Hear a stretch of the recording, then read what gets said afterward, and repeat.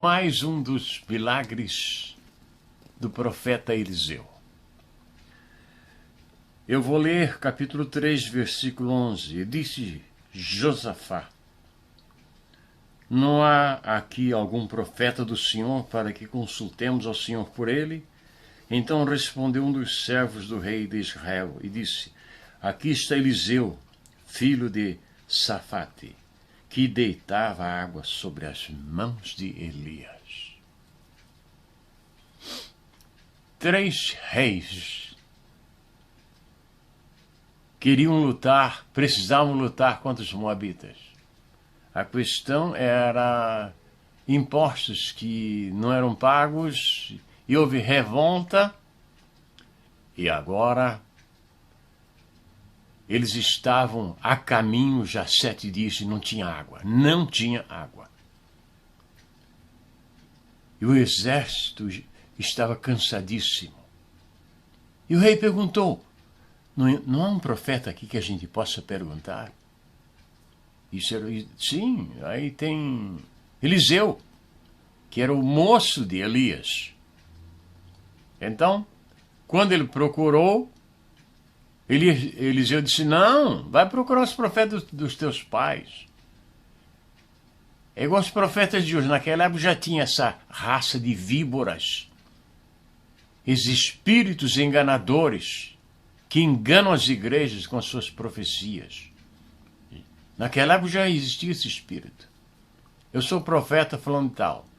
Não sabe nada de nada, mas diz que é profeta. É um espírito do mal que muitas vezes acompanha ele, e ele sai falando isso. Então,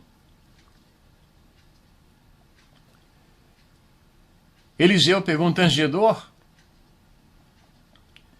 e tangendo veio sobre ele a mão do Senhor e disse: assim diz o Senhor, fazei neste vale muitas covas, poços, né? Porque assim diz o Senhor, não vereis vento,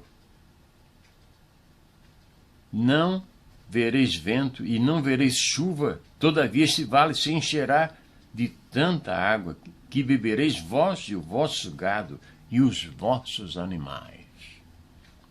E no outro dia começou a água a jorrar, a aparecer. E ele disse: ainda os moabitas serão entregues nas vossas mãos. No outro dia os moabitas se levantaram e olharam e viram as águas que pareceram aos seus olhos serem sangue. E disseram os reis, guerrearam entre si e se mataram. Vamos ao despojo. E partiram em direção ao arraial do povo de Deus. E aí foram surpreendidos e foram mortos. Então, o rei dos moabitas, vendo que a batalha estava perdida, ele juntou 700 homens para ver se podia romper contra o rei de Edom. Porém, não puderam. Então ele tomou o seu filho primogênito e ofereceu num altar, em holocausto sobre o muro, pelo que houve grande indignação de Israel. Eles ficaram tão indignados com aquela maldade feita com a criança que decidiram parar a guerra e cada um voltou para a sua casa. Um profeta de Deus faz uma grande diferença. Repito, não são os diplomas. Não é o modo simpático dele falar.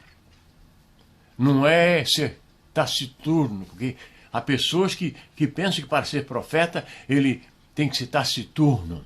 Não pode nunca sorrir. Um dia um servo de Deus me disse: está escrito que Jesus chorou.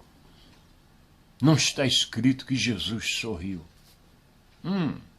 E eu digo que Jesus sorriu e muito. Como é que eu sei? Jesus certa vez disse: deixai vir a mim as criancinhas, porque das tais é o reino dos céus. Quem pode ficar perto de crianças e não sorrir? Quem? Há poucos minutos antes de eu começar esse vídeo, chegou uma menina aqui na minha porta.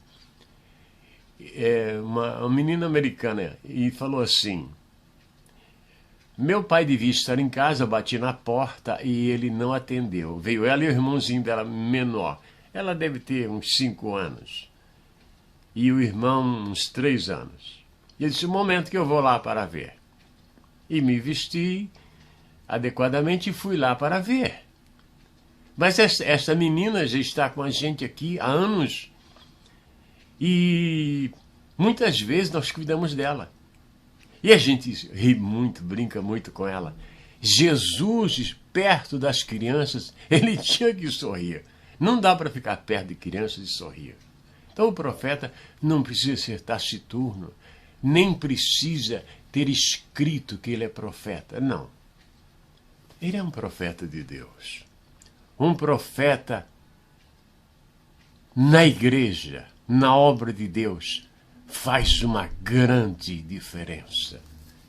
Mas vocês notam que Eliseu não buscava honra para si. Falou de Deus e saiu de cena. Hoje, Eliseu descansa nos braços de Deus. Louvado seja o santo nome do Senhor.